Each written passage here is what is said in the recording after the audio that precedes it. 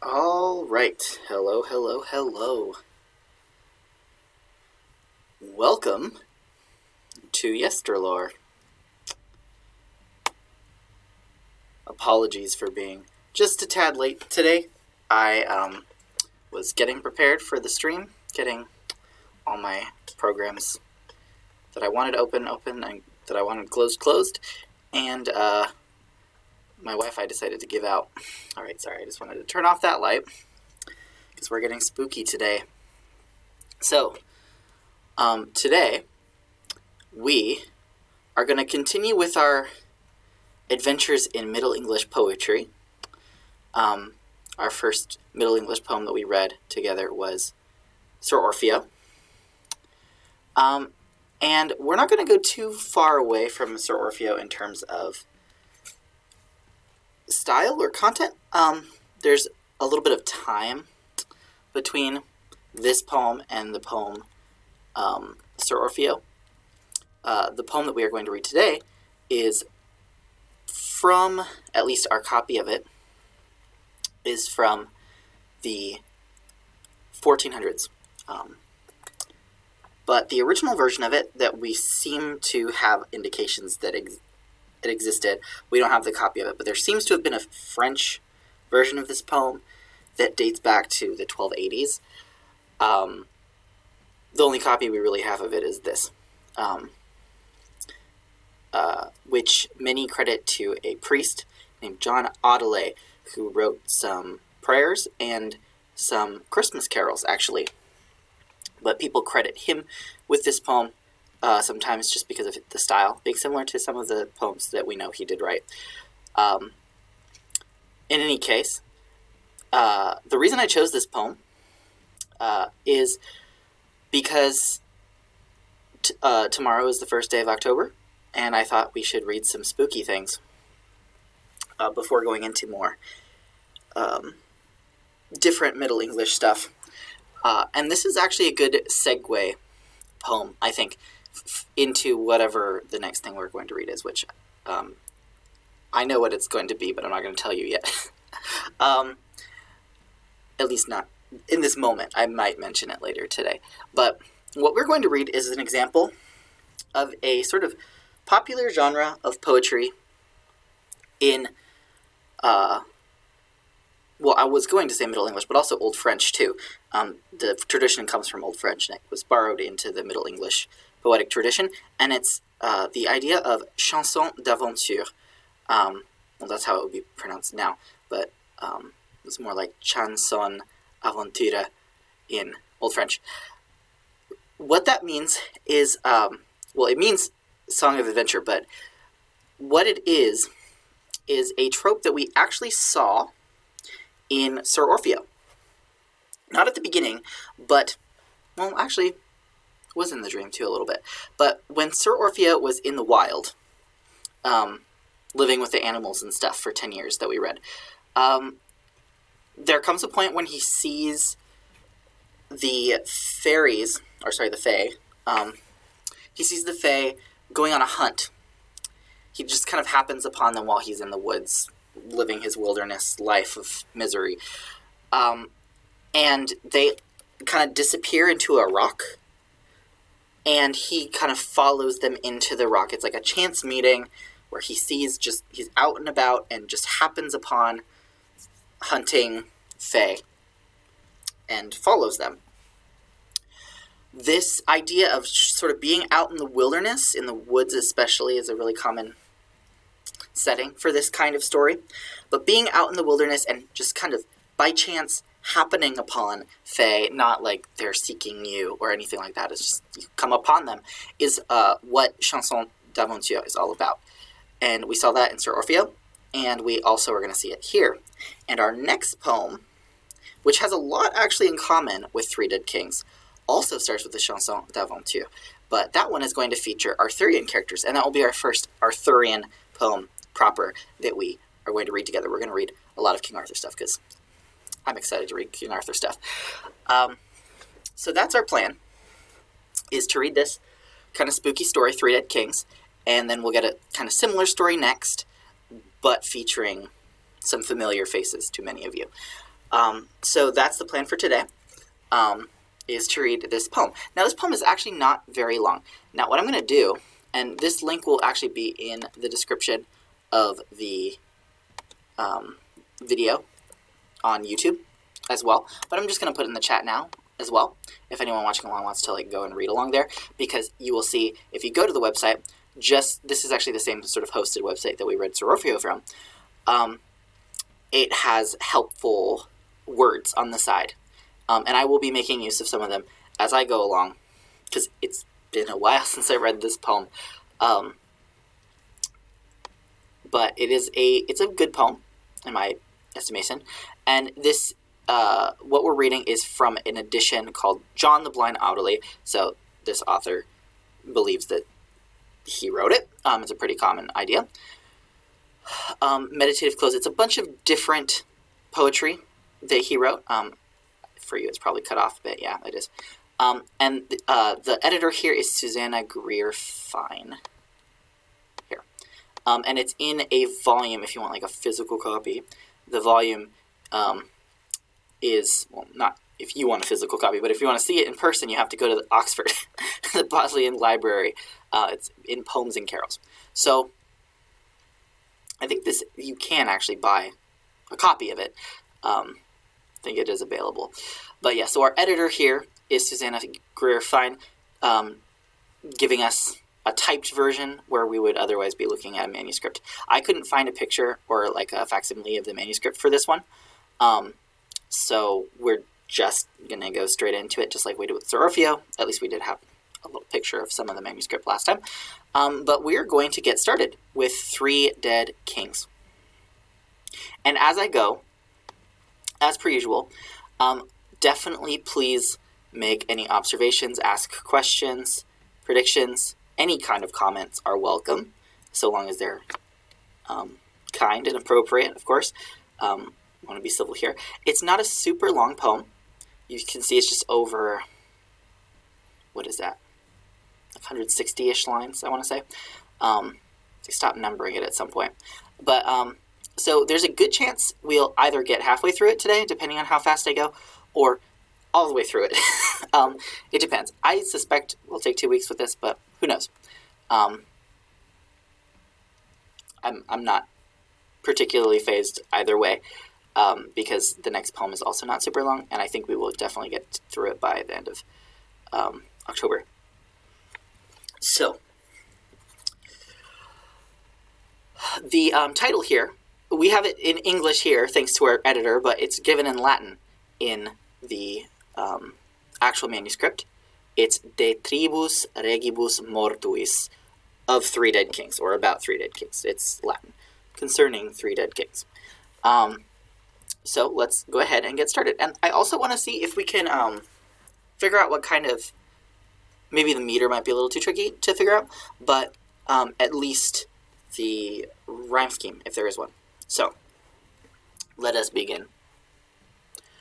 Oh, one final thing before we start, you probably noticed this, there are stanzas in this poem, so that'll give us some natural stopping points instead of me having to decide where we stop and go over it again. Okay. Anna burchen bonke verbos arne bricht, I saue brimliche bore toa bijbracht. Ranke raches with rerde, thy ronnen a richt, of al hore ro, and hore rest, little hom rocht. Me thought it full semele, to se socha sicht. Ho in a side of a salge, a sette him he socht. Fro the noise that it was now, till it was ne nicht. Fro the non, bot a napwile, me thought it bot nocht. Me thought it not but a throw, to say ho he throbit and throw. Hontis with harness thy coth blow. Thy hallowed here hondes with hoe. In holtis herde I never such a hoe. Okay. One thing you might realize about this dialect, which I believe is East Midlands? Middle English dialect. I'm not as strong with just recognizing what dialect of Middle English something is than with Old English. But I believe this is East Midlands. It's a difficult dialect in comparison to the Sir Orfeo that we read before. It's a lot harder, maybe, to tell what modern English word something is or is not related to here. So you might need a little bit more help understanding this one. So on a Burchen Bank, what we see a lot in Eastern dialects of Middle English is that a lot of A's become O's. So this is actually a bank. A Burchen Bank. A Burchen Bank. On a birch bank, okay, it's a birch-covered bank is what Susanna gives us here. Verbos Arnebricht. Their boughs are bright. Okay. On a birch bank, their boughs are bright. Okay. I sal a brimliche bore to a bijbracht. I saw a brimliche boar. So this is a boar. We would spell this O-A-R instead of O-R-E, but it's the same animal. And brimlich is intense, or as Susanna on the website gives, Susanna Fine gives ferocious here. To a bay, brought to a bay. Rank rachis with rerde, thyronen aricht. Okay. Sorry, I'm just kind of adjusting my window a little bit. I want to see if I can make it a little bit bigger. Easier to read. Something about it, like the letters look smaller than they usually are.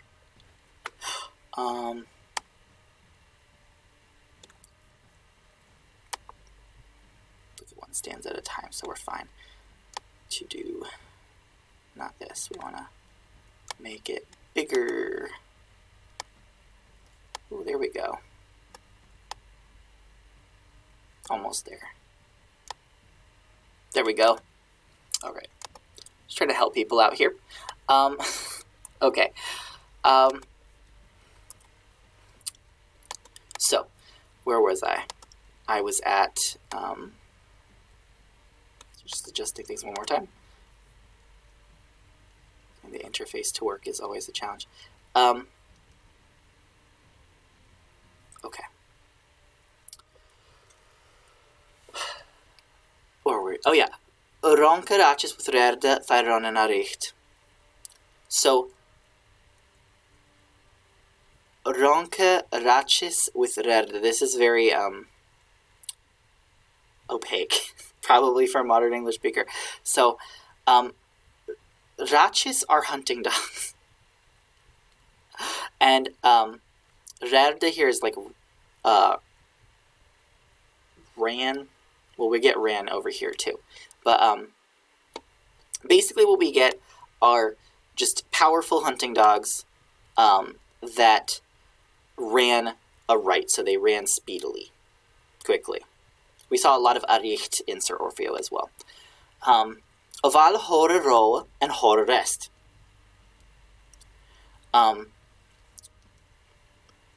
Roe here is like noise. And hora here is actually what you normally see as like hera, like there. So this is of all their row, all their noise, and all their rest. Little him rocht. And this is the verb, I'm forgetting the indicative, or the infinitive of this. It's like rigen or rugen. It means to matter, basically. And it's an impersonal verb, kind of like we've seen with like think, where think means seem. So like me thinks, it seems to me. This is a similar one. Him, rue, it matters to him. So this is how you say like, little did they care. Little did it matter to them. And speaking of methinks, me thought it full seemly.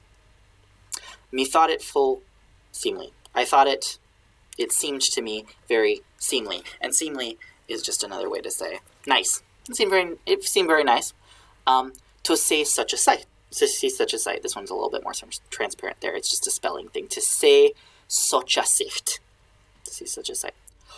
Ho in a seed of a salre, a said to him he socht. Okay. How on the side of a salre is a willow tree. Sorry, I'm just super off my speaking game today. So by a willow, a seat him he sought. He sought a seat for himself, a place to sit. Fro the noise that it was now, till was ne nicht. Fro the non but a napwile, me thought it but nacht. Okay, so from the noise that it was new, so like this was a sudden sight. So there's like hunting dogs and boars that just kind of appear by this birch bank, and he saw that they didn't care. It seemed very pleasant to me, this whole like hunting scene. So beside a willow, who he is a little unclear so far. He sought a seat from the noise that it was new, till it was not nicht, till it was not night. From the non but a napwile, so from not but an instant, me thought it but nacht. I thought it was, but it wasn't. Me thought it nacht, but a throw. Okay. To say how he throw it on through. I thought it.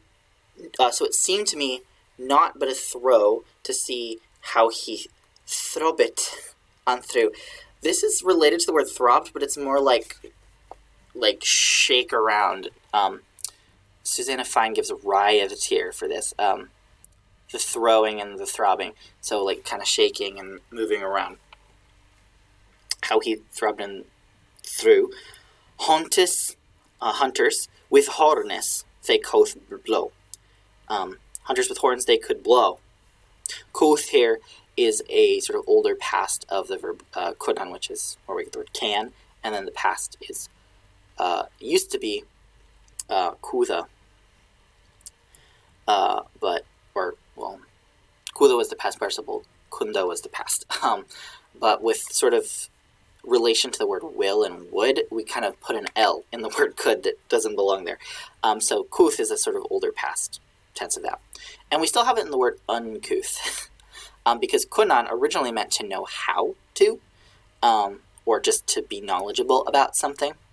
And so if you're uncouth, you're unfamiliar with, in the context we use it, unfamiliar with like manners. But kuda is an old way to say polite. Or not polite, no, that's now. Older way to say known. Something is known as kuth. So, but here, they could blow. They knew how to blow on their horns. They hallowed had hondas with ho. They hallooed their hounds with ho. They're just kind of egging their dogs on. In holtis, the holt is an older way to say wood. I think we've seen it in Old English before. Had he never such how. And how is another way to say noise, like we saw with row here. So in woods, heard I never such noise. So we just get sort of a vivid description here of this guy sitting by the water, presumably. He's on the bank by some boughs of birch. And he's by a willow, and those tend to grow near water. But he sees, suddenly, this hunting party come in with loads of dogs that are making a lot of noise. And he's kind of taken aback by this sight. Okay, that's all we've got so far. Let's continue on here. So, and I say this almost every time. I don't know what's going on with the GIF of the fire. Sometimes it will play and sometimes it will. I think it's if I like hover over the window that it's in, it will play, and then if I click on literally anything else, it'll stop. So I apologize for that. I'm looking for a solution to this fire thing. In any case, such a how in a halt were hella to behold, to say how hondes him hent, and guard him to held. There come barons to that by, with barslets bolde, thy blauwen her beuglis, full brema, hora bracus, to belde. Tre kynges der komme, treule I talde, with tonning and trifling, and talis thy talde. Ucha we that there was, rocht as thy wold, thes wodes and thes wastes thy walten alto welde. Thy walten at here will to wara, thes wodes and the wastes that there were, herkens what befell of her fara. Ham liquid no lordship in Lara, the lady that wold lesten and lera. Okay. So such a noise in the forest again. Were hele to behold. Were heal. This is really just healing, like when you're in a bad way, you heal. So this was like it was a pleasant thing to behold, or it was like healing in some way to behold this hunting party that came out of nowhere, to see how hounds hunted with them and caused him to fall. And I think the him is the boar here. There came barons to that bay. There came barons to that bay with barslets bold. Barsletis is another way to say hunting dogs. They blauen her bugles, full brema, full boldly. Her bracus to belda.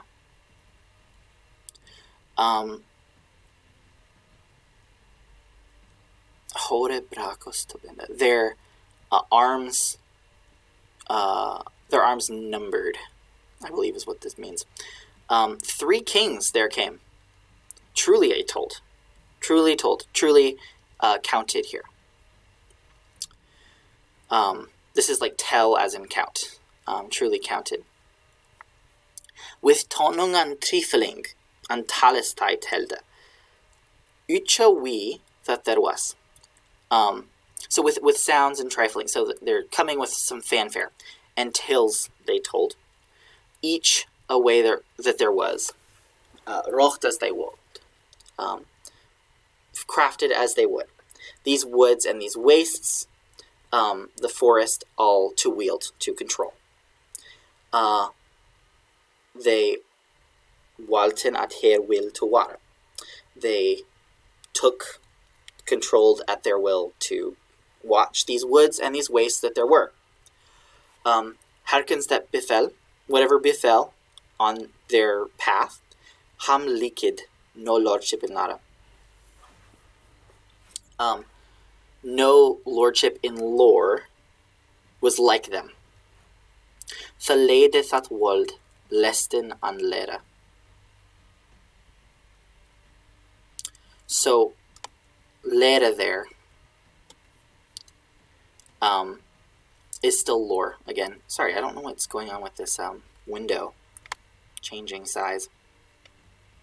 All my technology just decided to be strange today. I apologize. Oh no. Something opened on my computer. I think that's what happened. It's like changed the way that OBS is grabbing the size here.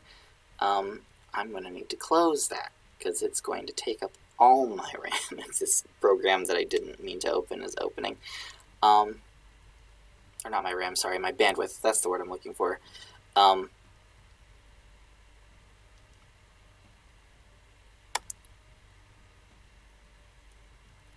Okay. I'm going to stop this in its tracks, please.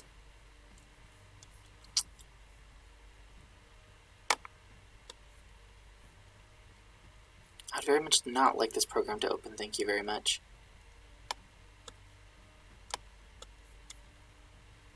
No, it's too late. It's an open program now. Cease. Thank you.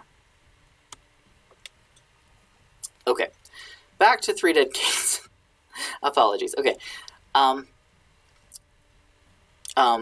lead that would listen and learned. So the people, lede is people, that would listen and learn. That's what that means. All right. So we kind of get like an address to the audience like we tend to in these kinds of poems. We got that a little bit with Sir Orpheus. Like, I heard a story. Let me tell you the real version of Orpheus and Eurydice, where he gets her back. So we're getting a similar thing here, like listen and learn, audience, to my tale. But we get that after the sort of just kind of jump into the scene. It kind of bursts in with this sort of description of this hunting party. And then we get, okay, listen and learn to my story, but we're like a good, I don't know, chunk of the way through. I don't feel like doing math right now. That's how far in we are. All right. So, when they weren of these wodes, went at her wind, they fanden windes full weta and weathers full wane. But such a mist upon molde with mouth as yo min. Of all her men and her mete, they misten uche mon. All our aunters, quod Anna, that we are no inne. I hope for honor of earth, that anguish be us on. Thach we be kinges full kleine, and common of riche kin, much care, usis kacht, for a craft that he can he no more counsel but chist, but coveres and catches some sest. Bemorne my men this mist, or Lord my deliver us with list, or lele, or livis are lest. Okay.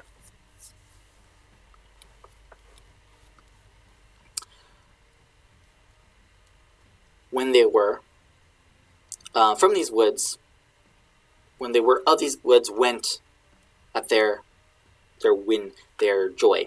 Win is the Old English word for joy. So when they went at their will, their pleasure, from the woods, they found windes full wet. They found winds full wet, storms probably, and weather is full one, and dark weather. Full one. One is the older word for dark. But such a mist upon mold, such a mist upon molde is an Old English word for earth. It's another word for earth, so it's upon the earth. With moth asi yo mean.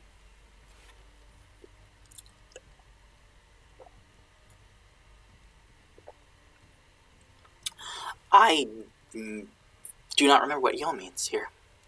As I you mean, as I remind you, I think is what this is saying.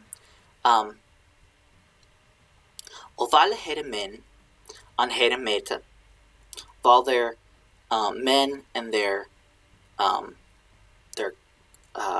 meeting, their gathering of people here, they misten uchmon. They missed each man. All our aunters, quote one. All our aunters. This is a word we're going to get used to because it is part of the title, spelled a little bit differently, but it's part of the title of the next poem we're going to read. Aunter is an older way of saying adventure. Aunter, just it's adventure kind of smushed into a shorter space. All our aunters, quote one. All our adventures, said one, that we're now in, I hope for honor on earth, that anguish be us on us. Though we be full kleine kinges.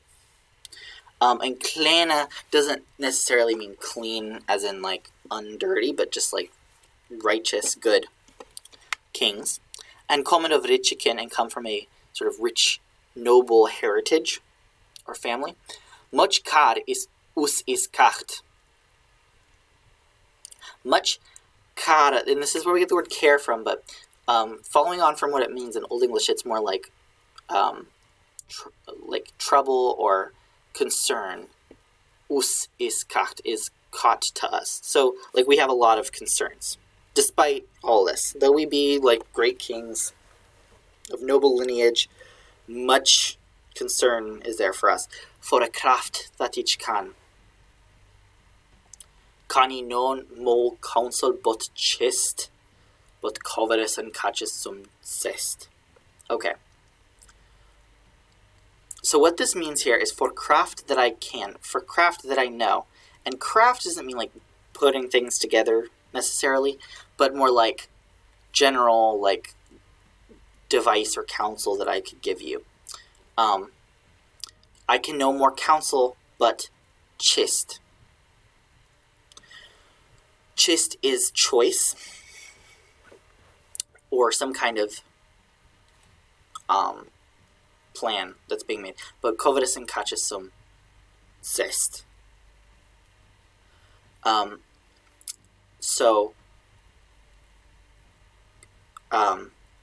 Zest here is another way of saying plan here. Chist is choice, and then it could also be like planning or putting things together, and then zest is, I think, from a Romance root, though I'm not remembering where it is. I don't think it comes from Old English. Bemorne my mend this mist. So in the morning may this mist mend, this mist go away. Our Lord may deliver us with list.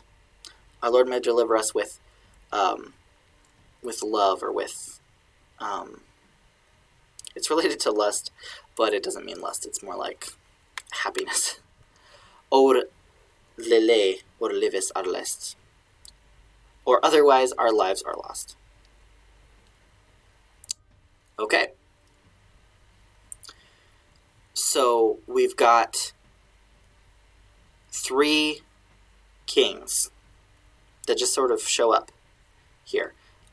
In this last stanza, 3 kings came amid the hunting party, and one of them says, our adventures that we're now in, I hope for earthly honor.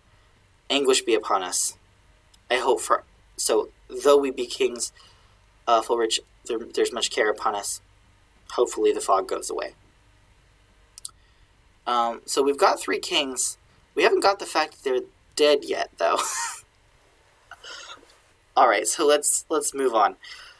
Where thy not forth gone, fotis but a few. Thy fonden feldes full fire, and fog is full foe. Shocking out of a shower.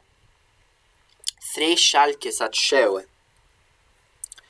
Shadows unshene, were chapped to chow. With limbs long and lean, and legs full low. Hadden lost the lip and the liver, sethin thigh were lied low. There was no bearing that there was, durst beck nor bew. But briden her bridles again, her blonges can blow. Her blankes can blow on the bed, such a barns thigh can home bed. Thigh stay no succor home besida, but oche kung upon krida, with crossing on carping or kreda. Okay. So, were they not gone forth? Foots but a few feet, or like footsteps, a few. They found fields full fair, and foes full foe. Foe, this comes from Old English fach, it's like multiply adorned, but the foes are like pastures, so it's pastures that are in different colors. Shoken out of a show, starting out of a shawa here. I'm forgetting exactly what shawa means there. Three shalkas at show, shadows and shane. Okay, we get a lot of alliteration here. I mean, we get alliteration in pretty much all of these lines because it's alliterative, but spoilers for the meter discussion that we're going to have. I'm going to check this note here because I am forgetting what show. Oh, it's a show. Okay. So shokin is like starting out, as in like just leaping out. Wait, no, the show it note is for this. Look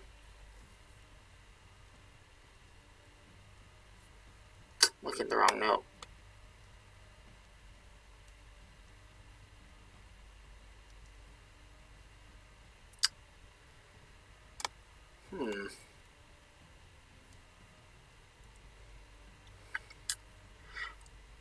I'm forgetting what shawa means here.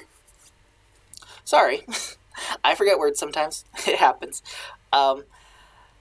Anyways, let's continue to use the context here. Three shalkes at show. Shadows unshane. Ugly shadows here. With chapit to choa. And I believe chapit is where we get the word chapped from. With limbs long and lean. With long and lean limbs and legs full lew. Lew is weak. Hadn't lost the lip on the liver. And lost the lip and liver. Since they were laid low. Okay, this is where we get the fact that they're dead.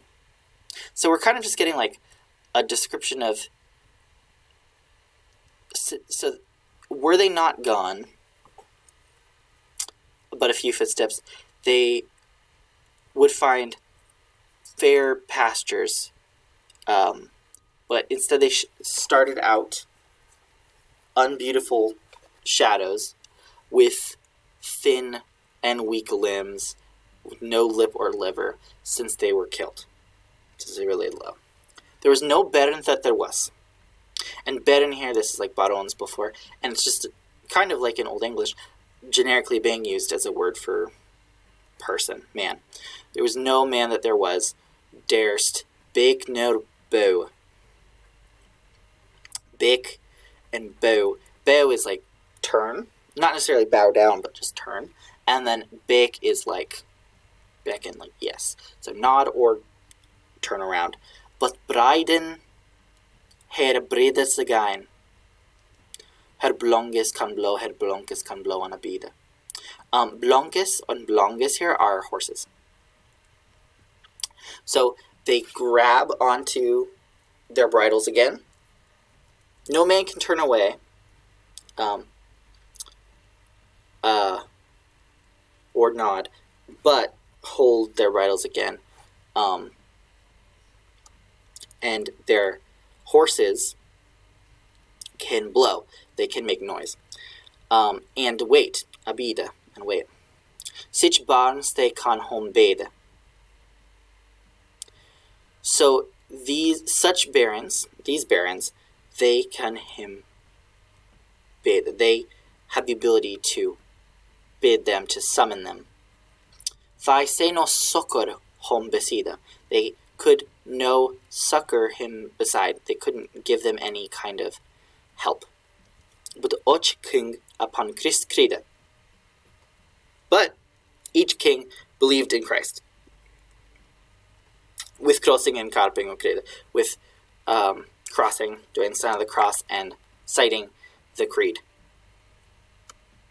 So we're getting a description of just like how ghastly and scary these guys are. It's a little hard to understand, but basically what we get is these undead figures here with no lips or liver.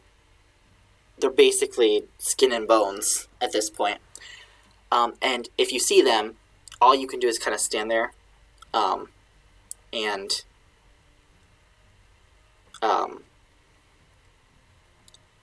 watch.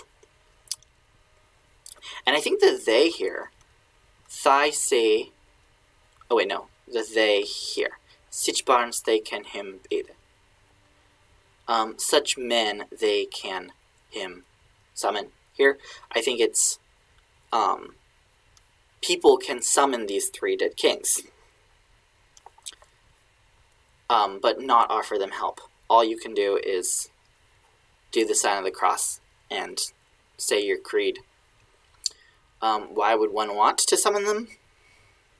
Who knows? Let's read on. The first king he had cara, his heart overcast, for he knew the cross of the cloth that covered the kist. Forth wold not his falle, but fnirted full fast. His fire falcon foreferd, he fell to his fist.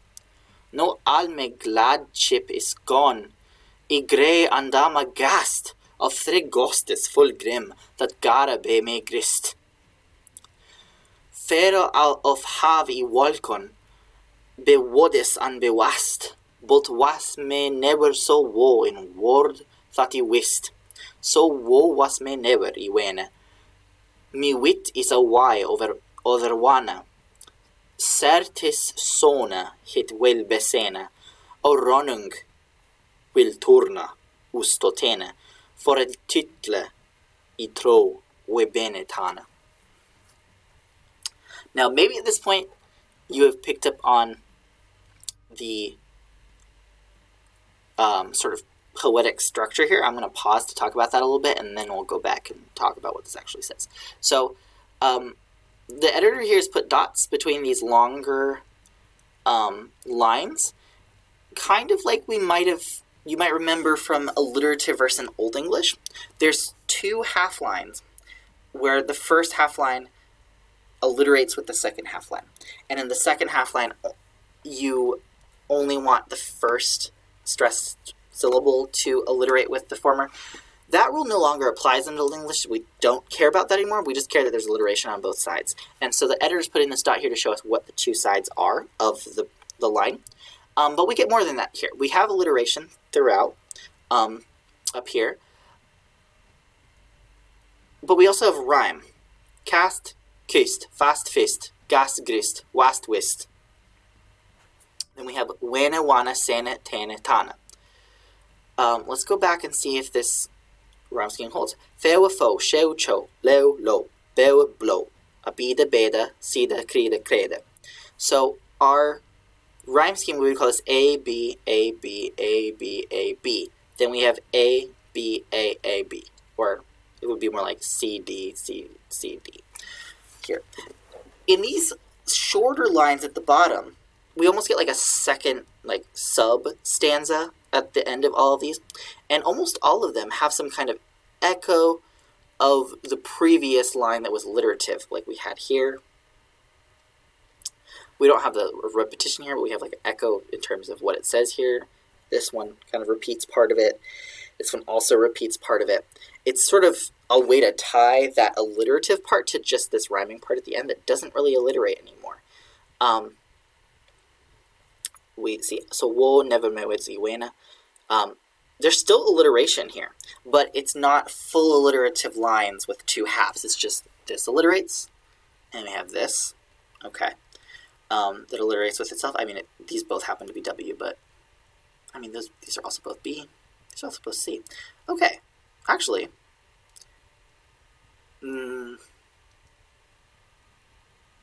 yeah, this one alliterates too with, yeah. Okay, so the first two, the C, D, alliterate with each other.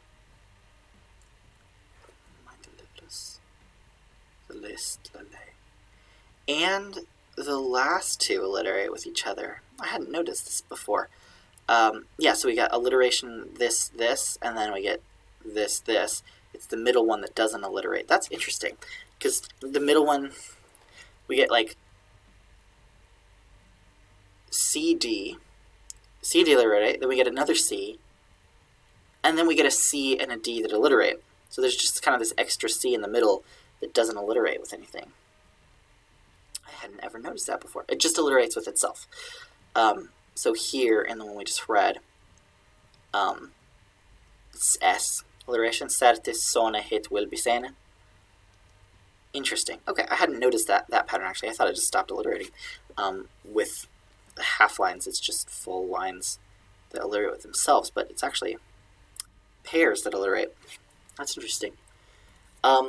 In any case, that is our sort of structure here. We've got these sort of older style of alliteration where we have two half lines that alliterate with each other, but they also just rhyme back and forth.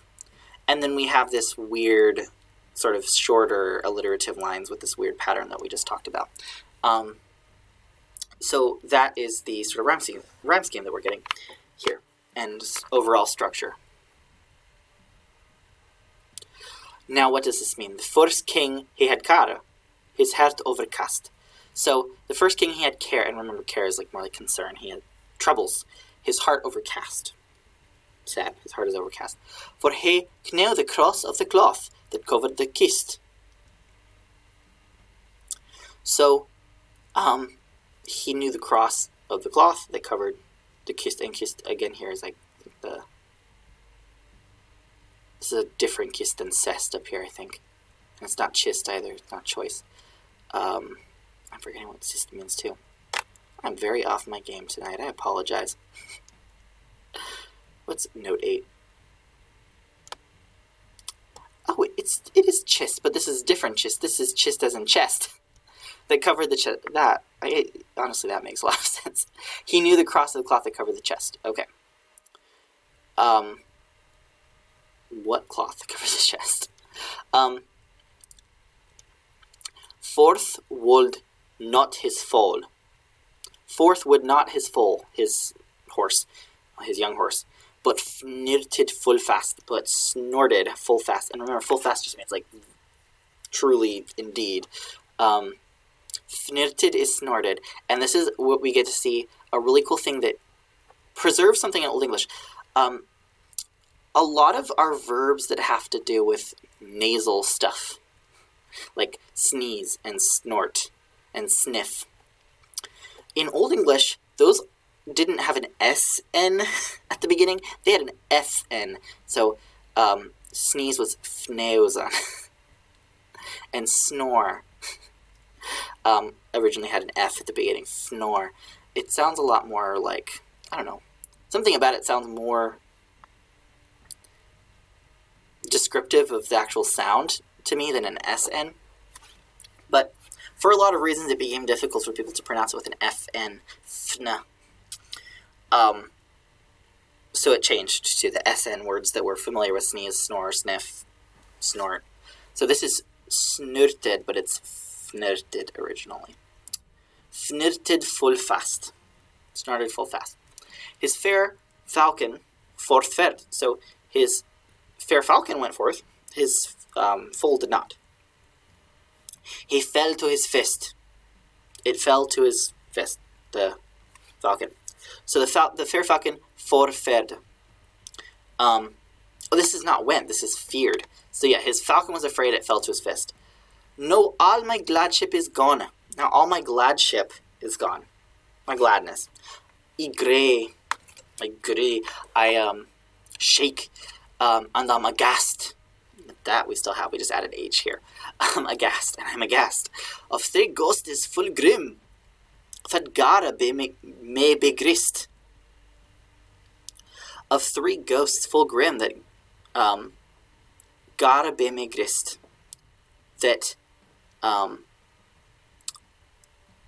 be me grist. Gara can't be spear here. But grist means be frightened. Oh, that make me frightened. Sorry, yeah. I think this might be related to gore, but God, it comes from spear in Old English. But it becomes the word gore in modern English. But basically, that make me afraid. Three ghosts full grim. So this is not the actual person who's afraid. Or like the king. It's the person speaking. But we've got his now. It's almost like we've changed perspectives a little bit. So, I'm afraid. I'm aghast. The ghosts are scaring me. Far off have I walked. Far off have I walked. Be woodest and be wast, by woods and waste. But was me never so woeful in world. Thought you wist, in world that I knew. It's word here. It looks like word, which means word, but I think there's just an L that is either missing or not pronounced here. that just means world. In world that I knew. So wo was me never. Again, we kind of have an echo of this line here. Iwene. Iwene means I think. I think we've seen that before. It was ichwene before. One way you can tell that this is a later document is we're not seeing a lot of ich or ch, chill, or anything like that. I has, at least in this dialect, kind of fully lost any kind of ch that used to be there from Old English ich here. It's just e, which is a lot more familiar. I mean, sometimes they spell it with y instead of an I, but we're a lot closer to the modern English situation with I here. I ween, I opine. Me wit is a y other one. My wit is a way or wana. This is a different one than wana with two N's that we saw before, which was like dark. It could also mean pale, which seems like opposite, but they're related words. This is more like wana, related to the word wane that it looks like, where it's like diminished or not enough. Certis sone het will be seen. Certainly soon it will be seen. Ur running will turn us to teen. Our running will turn us to trouble. For title, for title. Despite our title. Itro, I believe, we've been tana. I believe we're trapped. Who's we? It's a little unclear here. The poet's kind of jumping around in terms of the perspective here. So the speaker sees... Let's kind of retrace our steps here. The speaker sees this hunting party up here. It's sort of this trope of seeing the Fae doing a hunt by happenstance. And among them there's these 3 dead kings. And we get a description of one of them. Well, one of them says, our adventures we are now in, I hope, for honor. Anguish is to us, we have many cares. Then we get a description of one that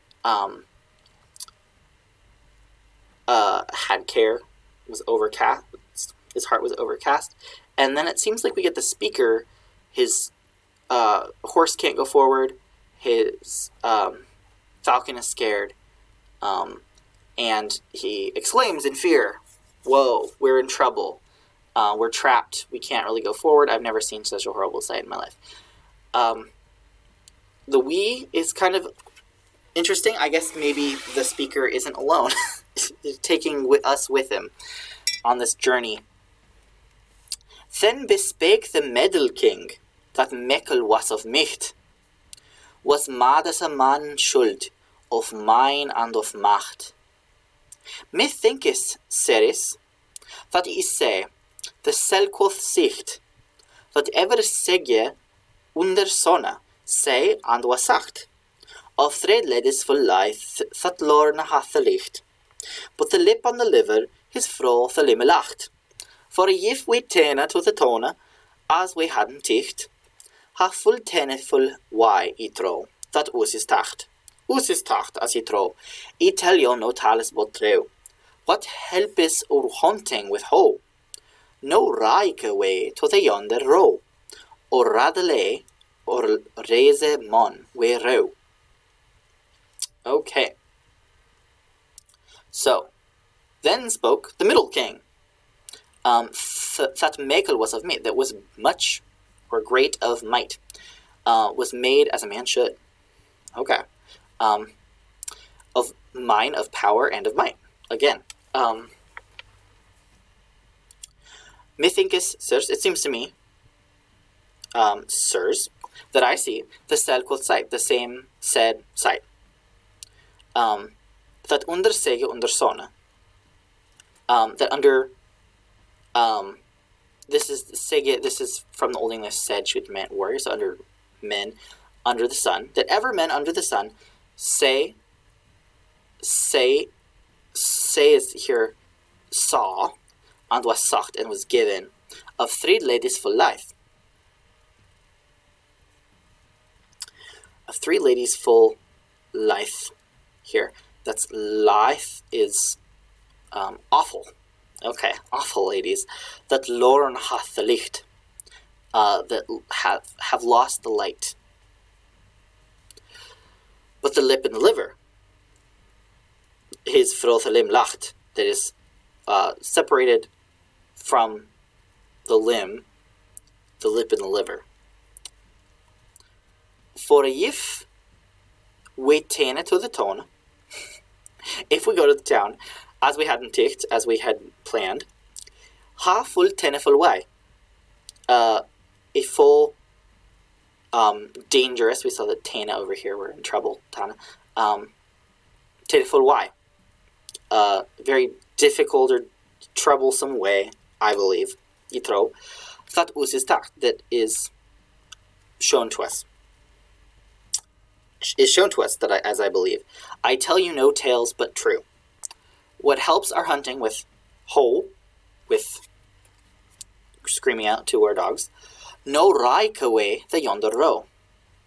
Now, quickly, we should go to that row of the dead.